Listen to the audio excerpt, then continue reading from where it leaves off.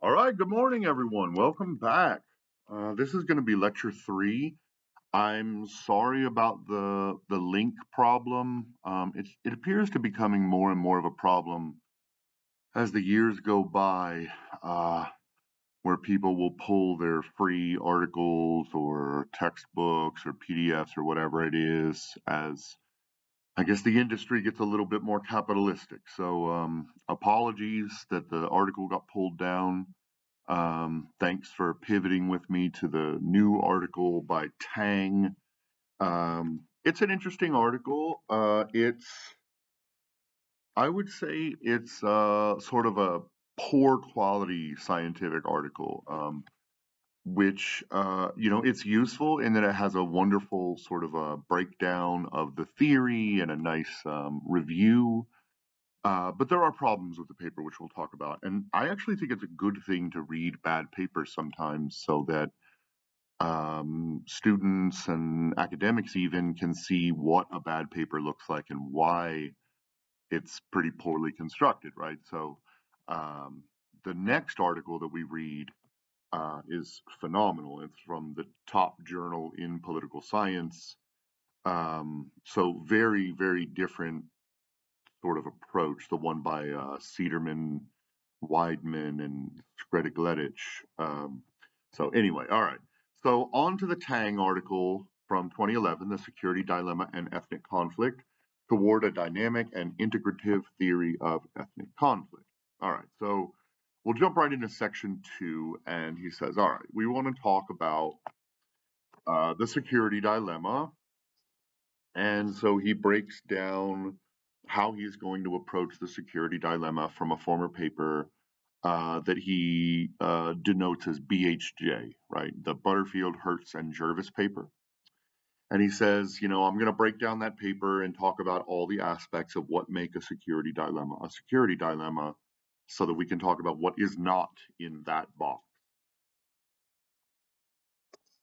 He says, first, it's about anarchy, right? The ultimate source of the security dilemma is the anarchic nature of the international politics, right?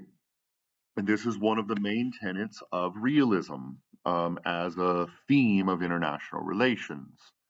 And realism basically says that states operate under anarchy because there is no overarching international body sort of policing the states, right? Like the UN exists, but they're very weak, right?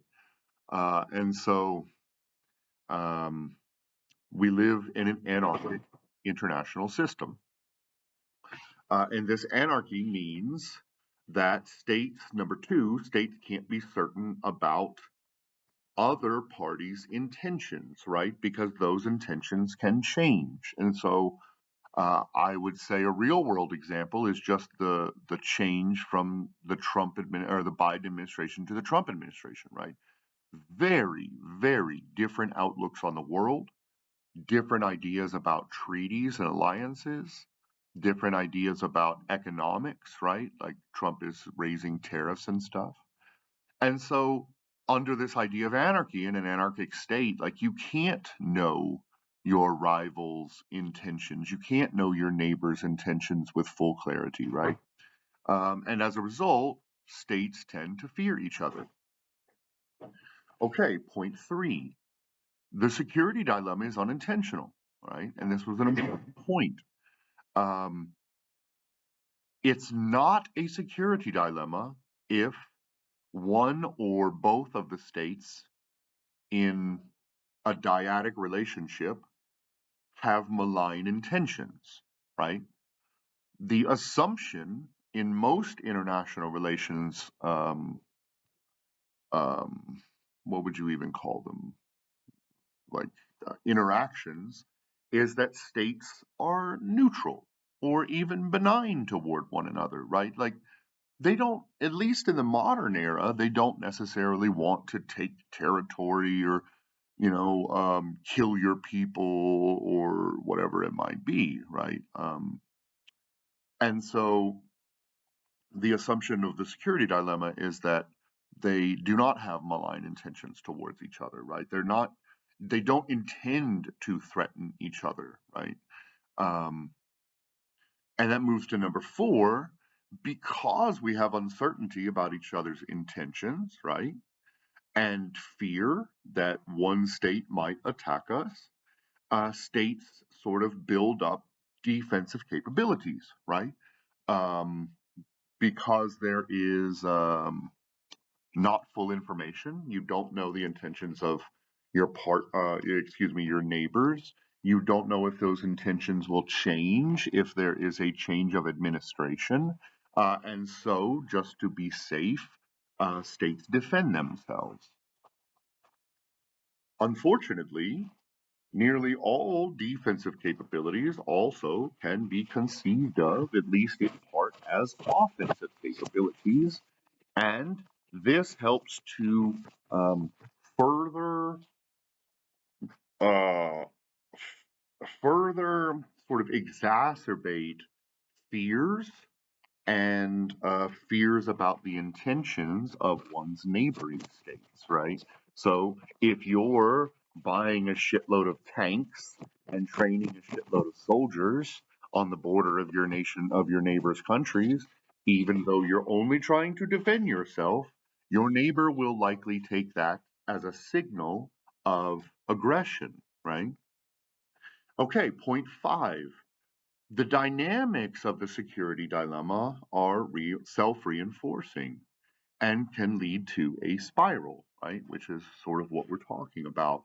And this spiral can lead to um, diplomatic breakdowns. It can lead to an arms race, which we often see where both sides start pumping money into their military capabilities to stave off the other and to protect themselves, right?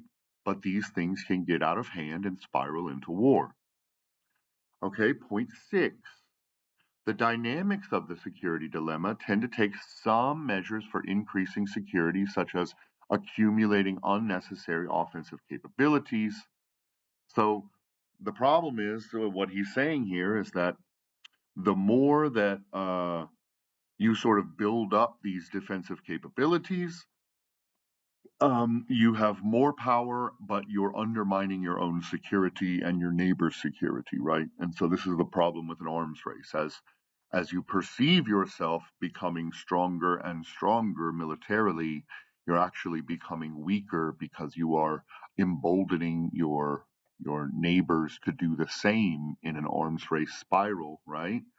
um, and ramping up fears because you're ramping up your military capabilities on both sides. So this can cause this sort of vicious cycle. Point seven, the vicious cycle that we just talked about can lead to war. And then finally, point eight, the severity of the security dilemma can be regulated by physical factors like geography. Is there a mountain range in the way? Are you highly spread out? Are you in a desert? Whatever. Um, or social psychological factors, right? Like ethnocentrism, nationalism, etc. Okay. Then he goes on to say, okay, look, we had those 8 points, but the three major points that we need to focus on are one, the anarchic system, right? This is the root of all evils in the international relations literature, basically. Two, there must be a lack of malign intent on both sides of the dyadic relationship. And then finally, three, there must be some sort of accumulation of power, which spirals, right, and becomes the security dilemma. And so their theoretical argument, which I'll just sort of read to you, says, quote, anarchy generates uncertainty. Uncertainty leads to fear.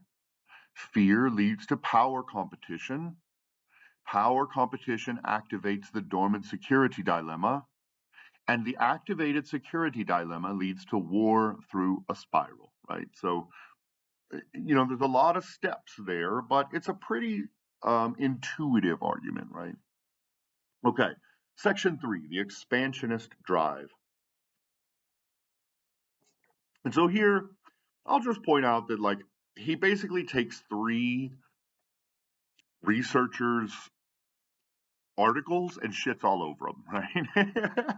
He suggests that, first Barry Posen suggested that the anarchy that's left behind in the wake of the Soviet Union collapse generated great cause for applying the security dilemma to collapsing post-Soviet states, right?